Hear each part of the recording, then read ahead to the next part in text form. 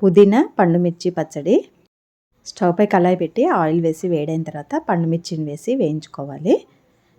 ఇవి వేగిన తర్వాత వీటిని నూనెతో సహా ఒక ప్లేట్లోకి తీసుకోవాలి. కొద్దిగా నూనె ఉంచుకొని దాంట్లో 1 స్పూన్ వరకు మెంతులు వేసి వేయించుకోవాలి. ఇవి కూడా వేగిన తర్వాత తీసేసుకొని దీంట్లో శుభ్రంగా కడిగి పెట్టుకున్న పుదీనా వేసి ఒకసారి బాగా కలుపుకున్న తర్వాత మూత పెట్టి మెత్తగా అయ్యే వరకు మగ్గించుకోవాలి. మధ్య మధ్యలో కలుపుకుంటూ ఈ విధంగా మెత్తగా అయిన తర్వాత స్టవ్ ఆఫ్ చేసుకొని దీంట్లో కొద్దిగా చింతపండు పెట్టుకోవాలి. ఆ వేడికి చింతపండు మెత్తపడుతుంది.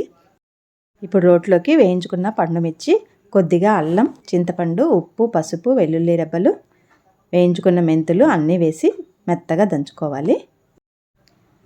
ఇది బాగా మెత్తగా నూరుకున్న తర్వాత దీంట్లోకి వేయించుకున్న పుదీనా కూడా వేసుకొని ఒకసారి బాగా నూరుకోవాలి.